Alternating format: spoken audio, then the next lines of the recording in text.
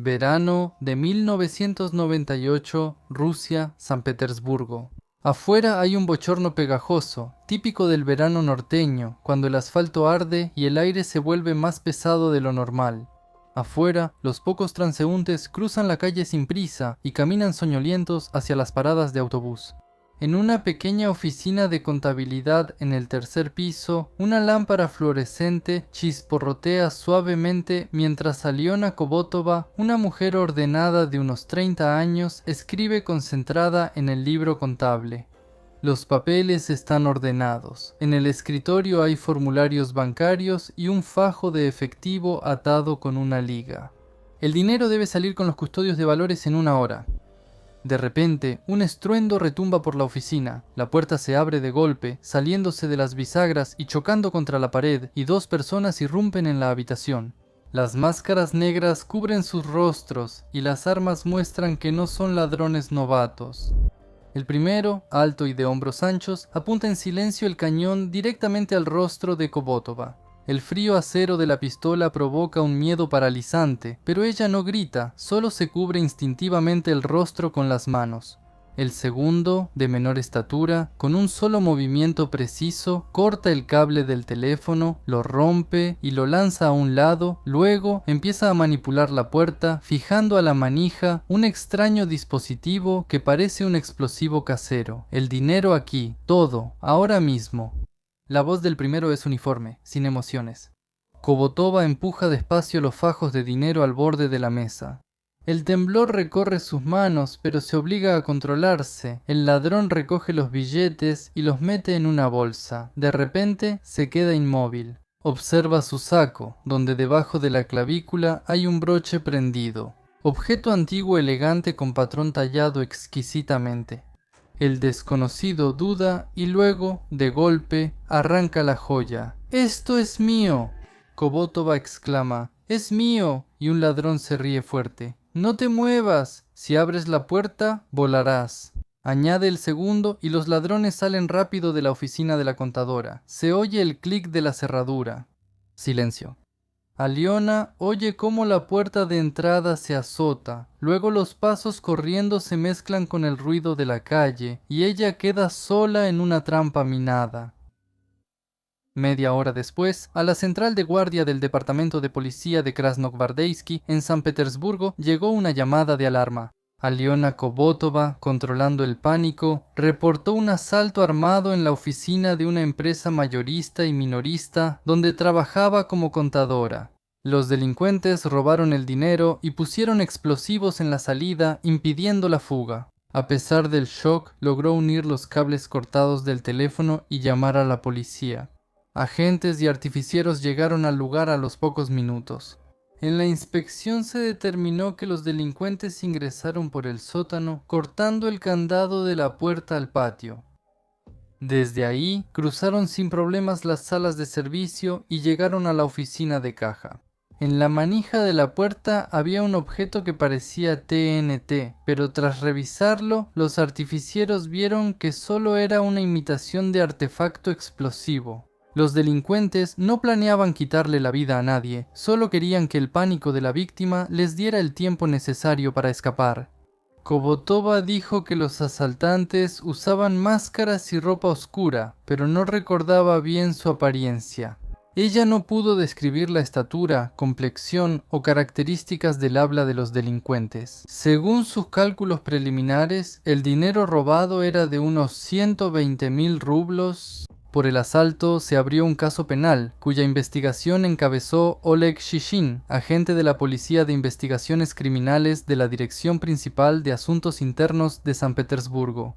En sus memorias, él señaló que el crimen fue de carácter audaz. Ocurrió a plena luz del día, los criminales armados actuaron organizadamente. Los peritos criminalistas no encontraron huellas dactilares ni otros rastros en la escena del crimen, lo que indicaba un enfoque profesional. El análisis del comportamiento de los asaltantes sugirió que actuaban como un grupo coordinado. 2 entraban a la caja y al menos otro se quedaba en la entrada, quizá en el auto. Pero ni los residentes de las casas cercanas ni los empleados de la empresa notaron vehículos sospechosos en los alrededores. El interrogatorio del personal mostró que los asaltantes actuaron rápido y dedicaron el mínimo tiempo posible al asalto. ¿Sabe? Sentí que ellos ya conocían todo aquí. Conocían el edificio, sabían dónde estaba la caja y planearon las rutas de escape. Eso me hizo pensar que tenían un informante entre los empleados de la empresa, o un cómplice consciente, o alguien que, sin querer, reveló información importante. Se hizo una lista de quienes conocían el movimiento de fondos y horarios del personal de traslado de valores, incluidos ex empleados. Comenzó la revisión de los posibles sospechosos. Además del dinero, los criminales le quitaron a Kobotov un broche antiguo, lo cual parecía extraño.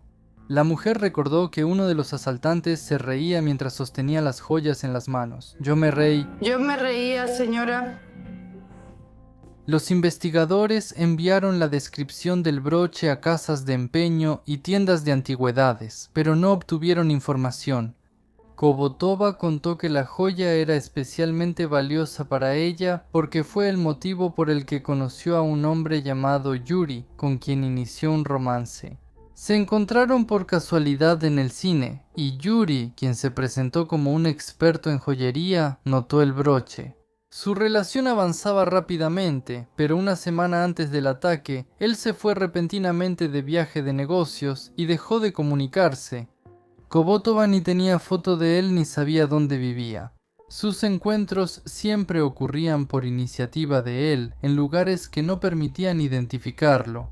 El investigador Oleg Shishin indicó que la coincidencia es sospechosa, pero no concluyente.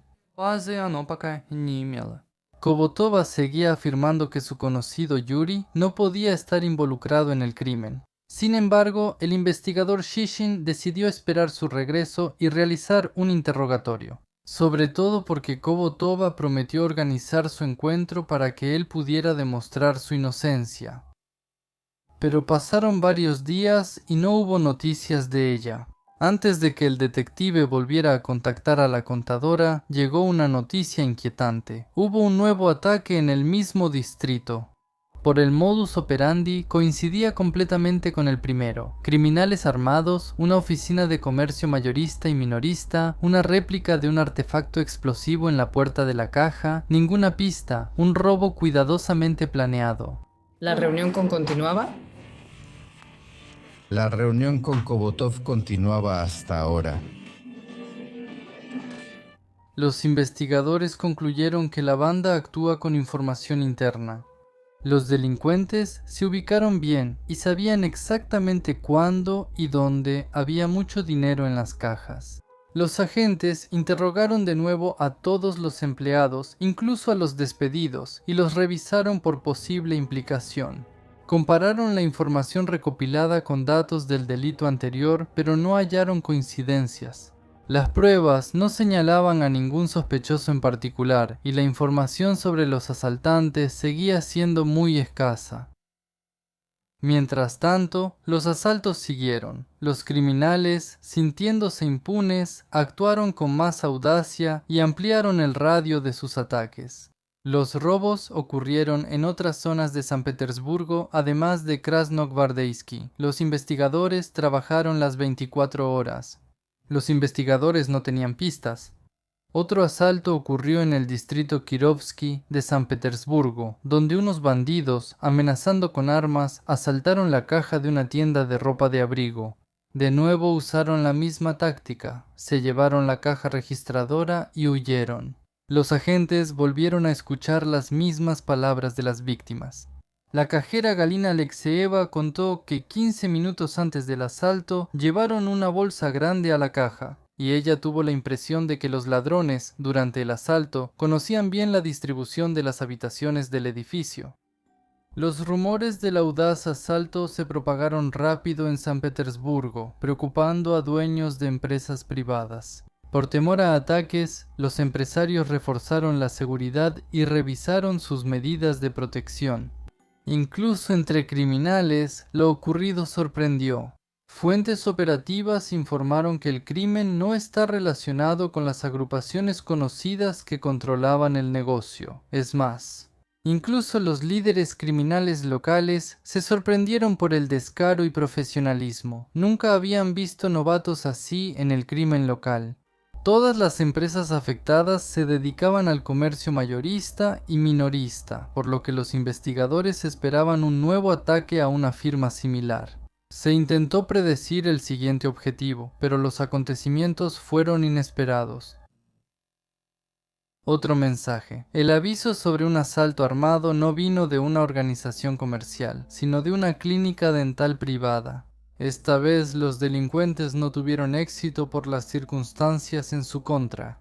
Al atacar la clínica dental privada, donde pensaban que había una gran suma de dinero, solo los esperaban 100 rublos en la caja fuerte.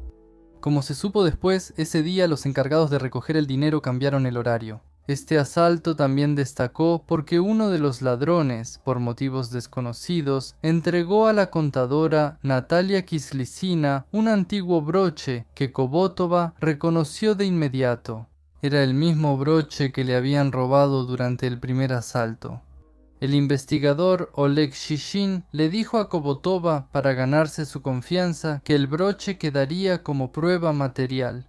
Pero con el tiempo, sin duda se le devolverá, y él hará todo lo posible para lograrlo. Kobotova confesó que tras el primer robo, su misterioso pretendiente no volvió a aparecer, lo que aumentó el interés por su identidad. Reflexionando sobre la investigación, Shishin notó un detalle clave. Kobotova y Kislytsina, las dos contadoras, tenían mucho en común. Las unía la edad, la apariencia y fracasos personales, pero sobre todo que ambas eran contadoras. Al revisar las grabaciones de la última escena del crimen, el investigador notó un detalle en el interrogatorio de Kislytsina que antes había pasado por alto, donde ella dijo que el delincuente, al irrumpir en su oficina, sacó la llave de la caja fuerte del cajón superior del gabinete sin que nadie se lo indicara, lo que significaba que ya sabía de antemano dónde se guardaba. Esa información difícilmente era de conocimiento general, lo que hizo que Shishin se preguntara quién podría haberla obtenido. Tras concertar otra reunión con Kislytsina, le hizo una pregunta obvia y, como esperaba, escuchó el nombre de Yuri. Todo se repitió. Resultó que ella, al igual que Kobotova, salió por poco tiempo con un hombre del que prácticamente no sabía nada, ni su apellido, ni su dirección, ni su lugar de trabajo. El nombre de Yuri volvió a mencionarse, pero surgió una dificultad inesperada. Al comparar los dos retratos hablados de Yuri hechos con Kobotova y Kislytsina, los agentes notaron que eran personas totalmente distintas. La investigación reveló que Kislytsina planeaba irse el próximo fin de semana con su pretendiente fuera de la ciudad. Para ubicar a Yuri mediante la chica, organizaron vigilancia y controlaron sus llamadas, pero no obtuvieron resultados. El viaje se canceló y Kislytsina solo se preguntaba en conversaciones con sus amigas por qué su amante desapareció de repente. No lograron identificar al hombre entre los empleados de las empresas afectadas, así que esta versión quedó en suspenso un tiempo. El caso tomó un giro cuando Oleg Shishin pidió al Departamento Analítico de Investigación Criminal del Ministerio del Interior de Rusia verificar si el truco del artefacto explosivo falso tipo barra de TNT se había usado en otra parte del país. La dirección analítica trajo resultados inesperados. Resultó que la falsa colocación de una barra de TNT, el método utilizado por los criminales en San Petersburgo, solo se había encontrado una vez antes en Chelyabinsk en 1998. En ese tiempo, una persona desconocida mató a Degtyaryov, un alcohólico de vida dudosa. Le apretaron un cable de ventilador al cuello y dejaron un simulacro de artefacto explosivo en la puerta. No estaba claro por qué lo hicieron. Por la censura de YouTube, no puedo mostrar ciertos materiales documentales, así que los dejaré en el canal de Telegram de Strash Naughty. Entren, suscríbanse y vean, el enlace está abajo del video. Resultó que Degtyaryov estaba casado por segunda vez con una mujer de apellido Gudo, quien vivió mucho tiempo en San Petersburgo. Además, su hijo Dmitry Gudo anteriormente había sido procesado penalmente por cometer delitos en esa misma ciudad. Aunque Dmitry varias veces amenazó con quitarle la vida a su padrastro, cuando mataron al padrastro, Dmitry ya estaba en la cárcel. Los investigadores propusieron otra hipótesis. Él sería el autor intelectual, no el ejecutor. Una solicitud al penal donde estaba Dmitry Gudo ayudó a identificar sus conexiones en la cárcel. Uno de sus conocidos cercanos era un reincidente apodado Conde Yuri Glinisty. Fue liberada antes que Gudo y vivía en un pueblo cerca de San Petersburgo. Además, en el momento de la muerte de Dektiarev, Glinisty ya estaba en libertad. Para verificar la posible implicación de Glinisty en otros crímenes, Shishin acudió a su colega, el agente operativo que investigaba homicidios intencionales, Andrei Ilyin. Su respuesta fue inesperada. Ilyin llevaba tiempo buscando a esa persona, pero por un caso completamente distinto. Antes, en el distrito Kirovsky de San Petersburgo, se halló el cadáver de Sharmatov, asesinado en el pasillo de su departamento con 3 disparos en la cabeza.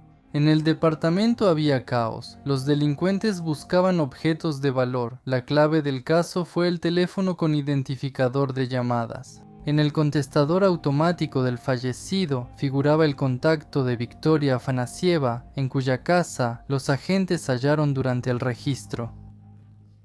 Afanasieva trató de ocultar el nombre del cómplice, pero los investigadores le advirtieron que así toda la culpa del crimen sería solo suya.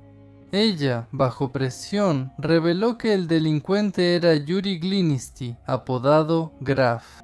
En la reconstrucción del crimen, ella contó en detalle cómo se cometió el delito. Ella y Graf fueron a la casa de un conocido suyo, Sharmatov, quien sin sospechar abrió la puerta. Glinisty disparó 3 veces en la cabeza del comerciante y ambos saquearon el lugar llevándose lo valioso. El caso parecía resuelto, pero faltaba lo principal, hallar a Graf. Afanasieva no sabía dónde se escondía, por lo que los agentes intentaron dar con él a través de sus padres, que vivían en el pueblo de Gostilitze, en la región de Leningrado. Como se logró averiguar, Glinisty había estado allí recientemente y llevó consigo a su prometida, una tal Marina Archiptseva. Después de la visita al pueblo, Glinisty regresó a San Petersburgo, pero sus padres no pudieron dar una dirección concreta. Los agentes seguían buscando pistas. Shishin decidió mostrar la fotografía de Glinisty a los empleados de las empresas que habían sido atacadas, pero eso no dio resultados. Ninguna de las víctimas lo reconoció de vista. Mientras tanto, surgió nueva información. Marina Archiptseva, novia de Glinisty, fue reportada como desaparecida por su hermana Nina, quien denunció su desaparición en la policía. Andrei Lein decidió no perder la oportunidad y se dirigió a la casa de Nina, donde ella no solo le mostró el departamento, sino que también le contó que vivía no solo con su hermana, sino que Glinisty también vivía con ellas. Al mismo tiempo, nadie había visto a Marina ni a su amigo durante varias semanas. Ilyin compartió con Oleg Shishin los resultados de su grupo, pero él simplemente se quedó en shock. El asunto es que el departamento que rentaba Graf con su amada estaba en la dirección Robshinskaya 4. En esa misma casa, solo un piso abajo, vivía Natalia Kislytsina, la contadora de la clínica dental que antes fue atacada. Eso significa que, aunque no conociera a Glinisty, seguramente lo había visto antes. Oleg Shishin decidió realizar un experimento psicológico peculiar, mostrarle fotos de Glinisty, entre otros posibles delincuentes, a Kislytsina y Kobotova, y observar en secreto su reacción, ya que sospechaba que le estaban ocultando algo. En el interrogatorio, llamaba a las mujeres una por una, les pedía identificar a alguien en fotos y luego, con un pretexto, salía del despacho un momento. En ese momento, una cámara oculta grababa su comportamiento. Ambas mujeres siempre tomaban la foto que estaba en la fila más a la izquierda. Ahí estaba la imagen de Yuri Glinisty. Cuando Shishin volvía, Kislytsina y Kobotova aseguraban que no reconocían a nadie en las fotos. Todo quedó claro. Kislitsina y Kobotova tenían un romance con Yuri Glinisti. Además, cuando se realizó una prueba similar con Galina Alexieva, la cajera del almacén en las tiendas del distrito de Kirov, ella también dudó al ver la foto de Glinisti, pero luego afirmó que no reconocía a nadie. Por cierto, aprovecho para recordarles que Strashnota solo está en YouTube y en Telegram. Si por alguna razón están viendo y escuchando Strashnota en VK, Rutube o Yandex.Zen, entonces son simples copias piratas y resubidas lamentables. Vean el original en YouTube. Mientras tanto, Shishin concluyó que ninguna de sus 3 amantes pensaba delatarlo, y todas mentían a la investigación. Su lazo con el criminal era tan fuerte que ni la presión del investigador los hizo hablar. Se vigiló constantemente a Kobotova, Kislitsina y Alexeyeva, pero a pesar de las expectativas, Glinisti no hizo ningún intento de ponerse en contacto con ellas. Shishin entendía que para el conde, sus antiguas amantes eran material desechable. Sin embargo, no podía descartar que reapareciera en sus vidas, pero los días pasaban y el criminal no daba señales. La banda parecía haberse desvanecido en el aire, se ocultó, y encontrar a Glinisti de alguna otra manera se volvió prácticamente imposible. A inicios de septiembre, la comisaría de Krasnogvardeisky, en San Petersburgo, recibió un informe de un nuevo asalto. El crimen esta vez tuvo como objetivo la caja registradora de la mayor fábrica de lácteos de la región noroeste, Piskarevsky. Los agentes acudieron de inmediato. Se enviaron grupos de investigación operativa de fuerzas especiales dirigidos por Alexei Kotolevsky, jefe del Departamento de Homicidios Intencionales de la Dirección Distrital de Policía de Krasnogvardeisky de San Petersburgo. Según recuerda Alexei Kotolevsky, cuando el grupo llegó al lugar, resultó que los delincuentes ya habían sido detenidos por los empleados del servicio de seguridad de la empresa. Al mismo tiempo, en el territorio de la fábrica hubo un tiroteo entre los guardias de seguridad y los asaltantes, y hay heridos. Según testigos presenciales, los delincuentes actuaron con sangre fría, entraron al territorio haciéndose pasar por empresarios privados, esperaron el momento oportuno, se pusieron máscaras y tras forzar la puerta de la caja, irrumpieron dentro, amenazando con violencia, obligaron al cajero a abrir la caja fuerte con el dinero. Aunque fue amenazado, el cajero logró activar la alarma, cuya señal llegó a la caseta de seguridad. El servicio de seguridad actuó con rapidez. Todas las salidas fueron bloqueadas y el grupo de respuesta rápida se dirigió a la caja. Al notar bloqueada la ruta de escape, los delincuentes intentaron huir. Uno subió al techo y al ver a los guardias, saltó. Un tipo saltó del techo, me acerqué y tenía una pistola. Al caer, sacó una pistola y disparó, hiriendo a 2 personas. Pero los guardias lo sometieron rápidamente, le quitaron el arma y neutralizaron al atacante. Nos acercamos corriendo a él, yo ya le había quitado la pistola de una patada y lo sometimos, simplemente lo pusimos en el suelo. El segundo asaltante aprovechó la confusión, dejó el arma y la máscara, intentó escapar entre los civiles hacia la salida, pero fue detenido. Llevaron al criminal herido al hospital bajo vigilancia y al otro al centro de detención Kresty, pero se negó a declarar. La audacia del ataque hizo que Kotolevsky pidiera más información a la Policía de Investigaciones Criminales de San Petersburgo. Ahí se reunió con Oleg Shishin, quien investigaba ataques similares. Al ver las fotos del sospechoso que le mostró Shishin, Kotolevsky reconoció de inmediato al hombre que disparó en la fábrica de lácteos. Era Yuri Glinisti, el conde. Los agentes se dirigieron de inmediato al hospital para interrogar a Glinisti allí mismo. Él no ocultó quién era y declaró, admitiendo su implicación en todos los crímenes. Sin embargo, se negó a dar los nombres y la ubicación de los demás miembros de la banda criminal. Los agentes no creían en su declaración y entendían que esa franqueza selectiva podía ser parte de algún juego. Poco después, Glinisti fue dado de alta y llevado al centro de detención Kresty, donde continuó guardando silencio sobre sus cómplices. La investigación asumía que Glinisti intentaría huir y pronto se confirmó. Los agentes lograron interceptar la correspondencia carcelaria, de la cual quedó claro que Glinisti esperaba ayuda desde afuera. Para engañar al conde, la investigación decidió entregarle en secreto cartas falsas de sus amigos, en las que decían que supuestamente lo rescatarían durante el próximo reconstrucción de los hechos, y Glinisti lo creyó. Lo sacaron para verificar sus declaraciones, pero el ataque inventado que esperaba no ocurrió. La investigación convenció a Glinisti de que sus amigos lo engañaron y abandonaron sin cumplir promesas. Cuando la esperanza de escapar se desmoronó, Glinisti, pensando que sus cómplices lo habían traicionado, empezó a declarar.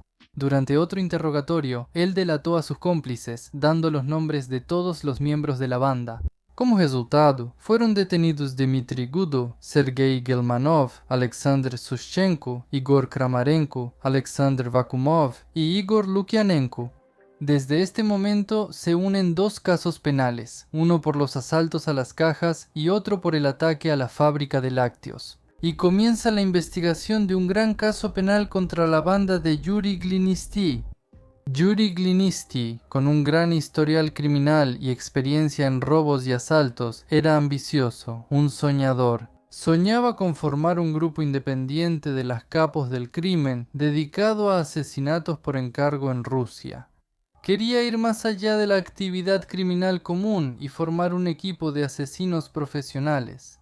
Durante su última condena, Yuri Glinisti conoció a Dmitry Gudo, quien le encargó quitarle la vida a su padrastro, Degtyaryov. Tras salir libre, Glinisti fue a Chelyabinsk, ganó la confianza de Degtyaryov, lo emborrachó y lo estranguló. Eso fue la primera vez que le quitó la vida a alguien. Al volver a Gostelitze, región de Leningrado, Glinisti retomó sus antiguos contactos criminales. Poco después, tras salir de prisión, se le unió Dmitry Gudo, quien le debía por haberle prestado un favor muy específico, y luego se sumaron jóvenes delincuentes de San Petersburgo, Sergei Gelmanov, Alexander Sushchenko, Igor Kramarenko, Alexandra Vakumov e Igor Lukianenko. Se conocían desde la escuela. Vivían en el mismo barrio y apenas comenzaban su carrera delictiva.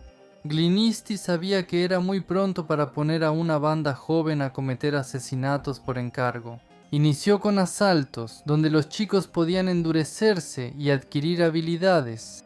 Para unir al equipo, a menudo les organizaba diferentes fiestas, borracheras, visitas a saunas, mujeres de la vida fácil y todo lo demás, incluyendo, al parecer, blackjack. Glinisti deseaba que la buena vida fuera común para ellos y que pensaran que solo era posible mediante el crimen.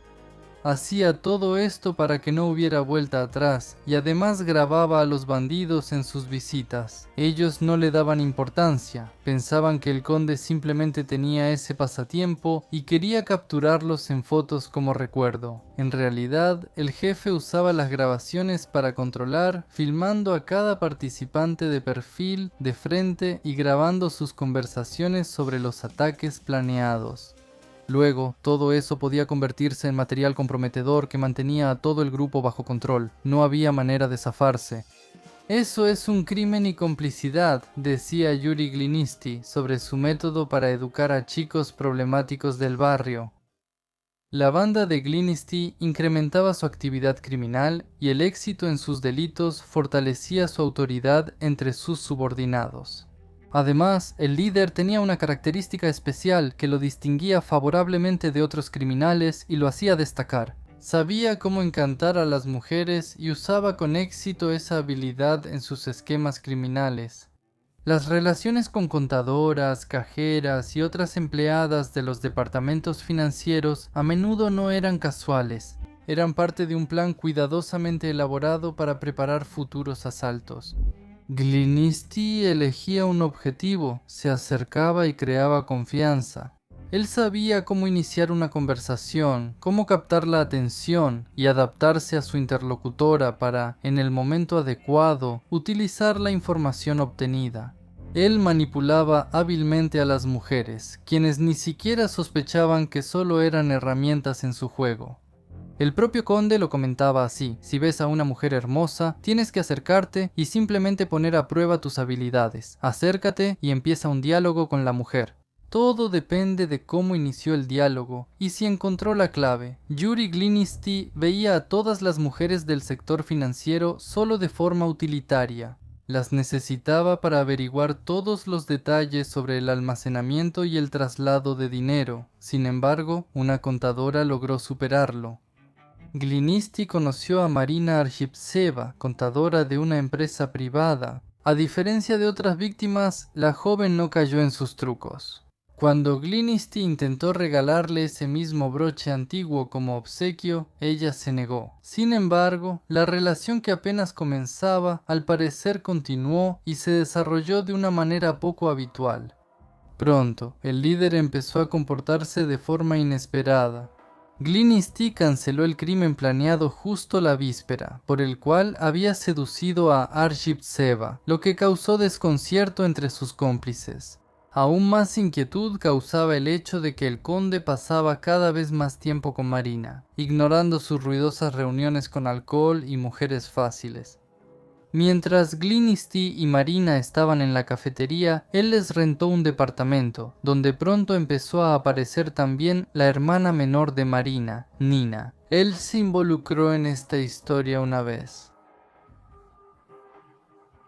Él les rentó un departamento, pero pronto también llegó la hermana menor de Marina, Nina, a quien le alegraba ver. Deseando mantener la relación, pero sin revelar su verdadera actividad, Glinisti se inventó que era un agente secreto de los servicios de inteligencia, cumpliendo una peligrosa misión de infiltración en una organización criminal. Trabaja en una especie de agencia secreta, algo así como un agente de seguridad nacional. Según él, siempre estaba en riesgo de ser descubierto, por eso le prohibió a Marina mencionarlo con nadie. Unas semanas después de conocerse, Glinisti le exigió a Marina que renunciara a su trabajo, explicando que él mismo podía mantenerla. La joven obedeció, pero poco después robaron la empresa donde trabajaba. Más tarde, Marina se sorprendió aún más cuando la víctima de la banda fue el dueño de una cadena de kioscos, a quien conocía. Antes, ella mencionó su nombre frente a Glinisti, hablando de las atenciones que él le daba. Poco después de eso, el empresario fue atacado, durante el cual los criminales mataron a su perro a tiros y a él mismo lo hirieron gravemente.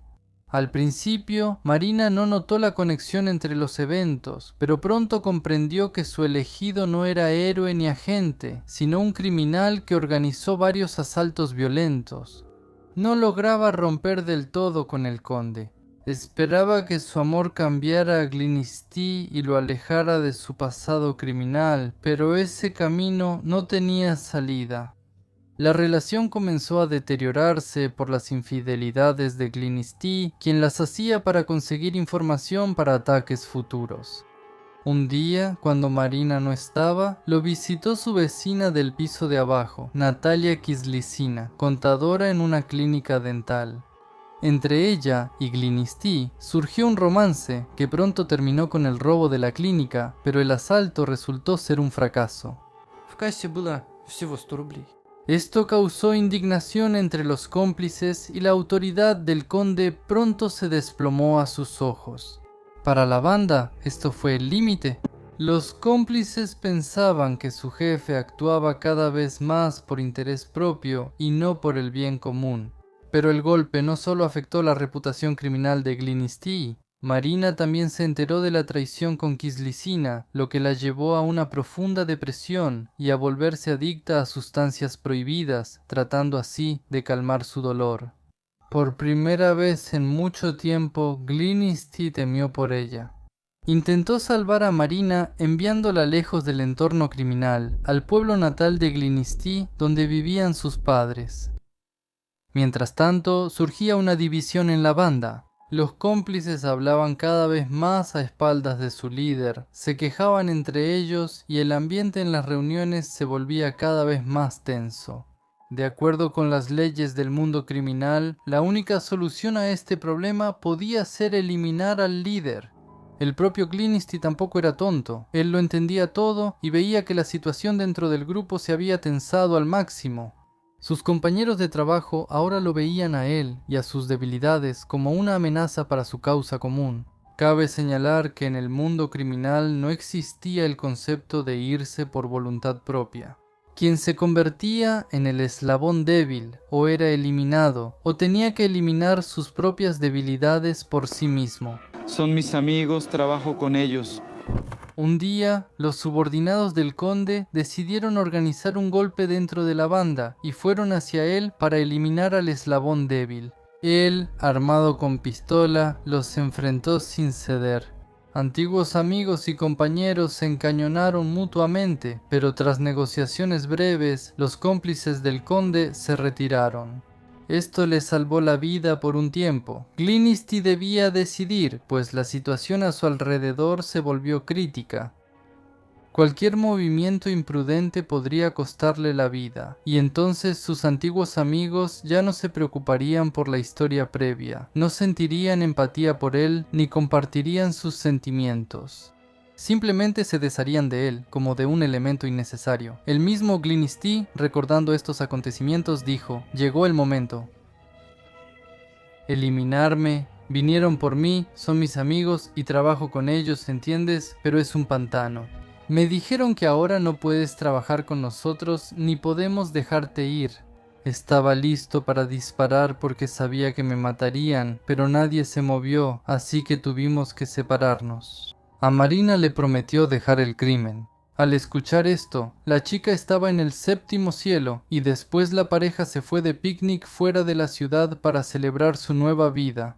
El conde grababa su cita como siempre. Marina paseaba feliz por los campos, hacía una corona de flores y le contaba algo riendo a su amado.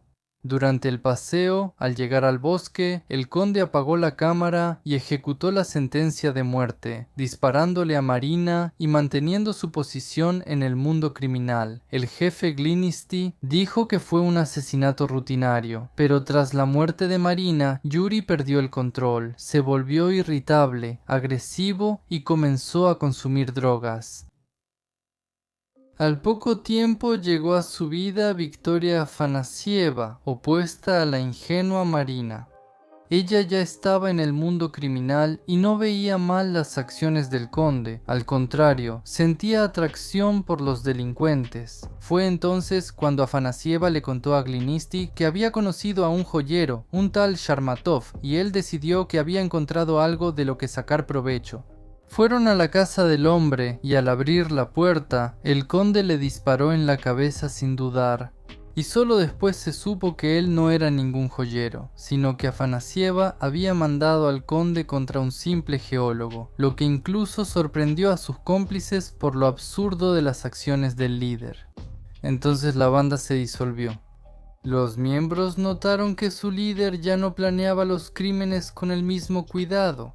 También se volvió impredecible y muy peligroso incluso para ellos. Glinisti sabía que estaba en un callejón sin salida y necesitaba mucho dinero para escapar.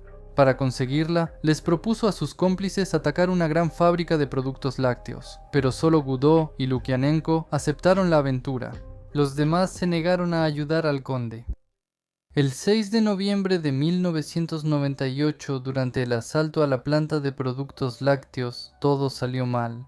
Lukianenko, quien entró a la caja junto con Glinisti, se negó a participar en el tiroteo y, abandonando al comandante, intentó escapar. Gudó, que estaba en el auto afuera, al oír los disparos, sin esperar a sus compañeros, salió de la fábrica de inmediato. Esto marcó el final de la banda, que tras hacer mucho ruido al inicio, ascendió y desapareció rápido en las calles del mundo criminal de San Petersburgo.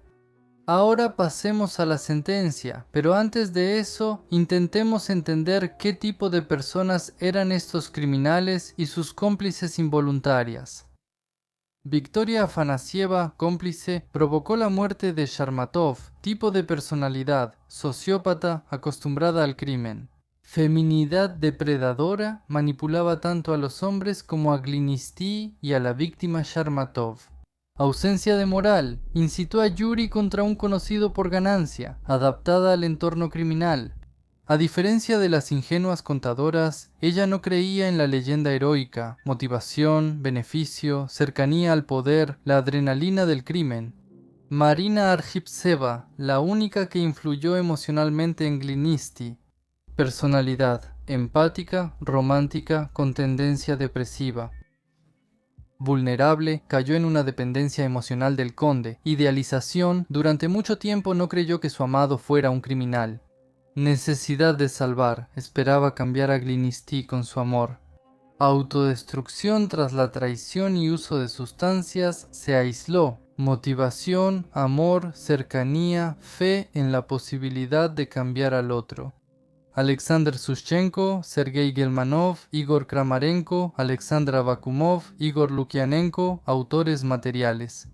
Tipo de personalidad: jóvenes delincuentes y seguidores.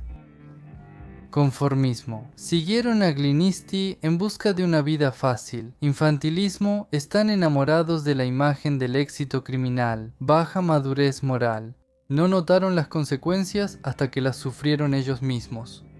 Flexibilidad bajo presión: se retiraron cuando el líder fue peligroso. Motivación, dinero, estatus y sentido de familia en la banda. Natalia Kislytsina y Aliona Kobotova, víctimas pero potenciales cómplices por imprudencia. Rasgos: ingenuidad, soledad, caían bajo el encanto del conde. Depresión: no delataron al criminal ni siquiera bajo presión. Dependencia emocional: Glinisti llenaba sus vacíos. Motivación: amor, necesidad de cercanía y miedo a la soledad. Dmitry Gudo, coorganizador y autor intelectual de La muerte del padrastro.